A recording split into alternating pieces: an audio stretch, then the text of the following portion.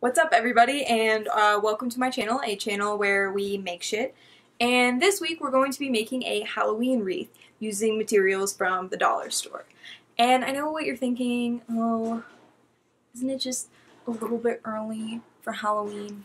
Everyone knows that September is basically just pre-October. So with that being said, let's get started, because I'm pretty excited. This wreath isn't going to be a traditional circular wreath. It's going to be something just a little bit different, a little less suburban, a little more fun? I don't know how... I mean, as fun as a wreath can be, you know? So the first thing you'll need is a picture frame. I got mine from the dumpster, but you can also get these from the thrift store or the Dollar Tree, and the rest of the items that we'll be using for this wreath come directly from the Dollar Tree. Next, you will need this bag of skulls. We're going to be using 2. This glitter branch thing from the floral section in black. Some mounting tape to hang your stuff up. This really cute skeleton bat. Some black roses. They didn't have black roses yet because I went shopping in August, but I just bought white roses and spray painted them black. They really should have it by the time this video comes out though. I think that the Dollar Tree employees were annoyed with me because I was literally shopping for Halloween stuff on like August 28th. You will also need some creepy cloth and glue. The last thing that I got is totally optional. It's just these little fairy lights and you can wrap them around your wreath, but this is an optional step. The first thing that we will be doing after you have your frame prepped and ready to go is cutting down the backs of the roses and gluing them into place. You want 3 in each of the bottom corners of the frame.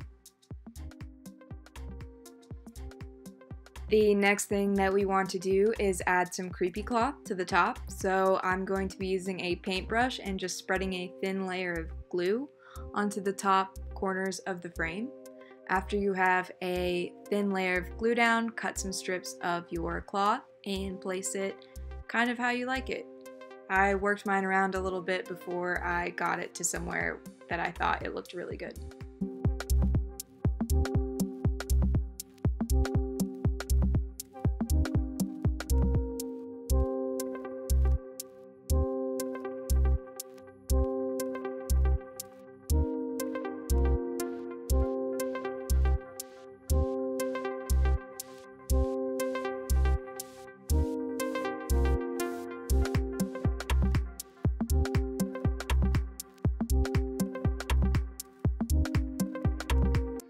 After you've got your cloth in place, you're going to take those weird glitter branch things and separate them all.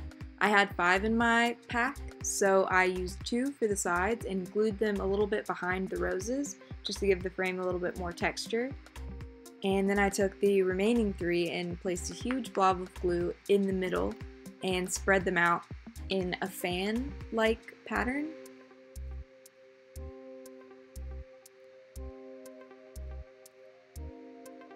After placing those down, I thought that it looked a little bit barren, so we're going to add some creepy cloth to the bottom, and then we're going to glue a rose right in the middle of the frame.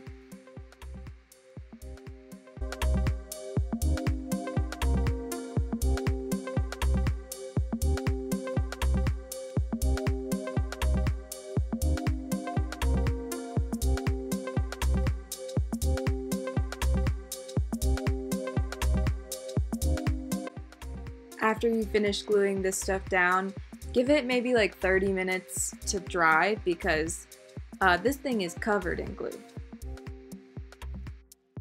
Lastly, we're going to be placing our skulls down. I cut the backs of my skulls off just because I wanted them to sit flatly. You don't have to do that, but my glue isn't super strong, so I just wanted it to sit in there as best as it could. After I got the backs of the skulls off, I painted around the area that I cut and nestled them in between the roses. I kind of pressed the glue into the petals just so the roses kind of keep the skulls up. They're not necessarily glued to the frame, they're glued to the roses. After that dries in place, it's time to hang your frame up and add some finishing touches. I just kind of nestled the bat into the creepy cloth. You can make a perch for it, but I just kind of hung it within the fabric.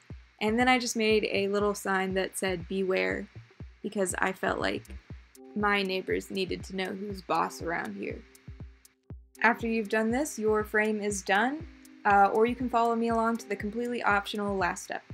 So we are taking the fairy lights that I mentioned earlier and placing some mounting strips on the back of the battery pack, and then hiding it behind the flowers so that we can turn it on and off inconspicuously. After that, you just take your lights and wrap them around the frame in a fashion that you think looks cool. I have white lights, but I honestly think it would look pretty cool with some purple lights or some orange lights, maybe even red lights. So that's totally up to you. And my camera really didn't want to focus on it for some reason, but I like how it turned out, as you can tell from the thumbs up, and I hope you guys did too. This is really easy to do. I think maybe it cost me like $6, and I honestly think it looks really cute, but I may be biased because I made it.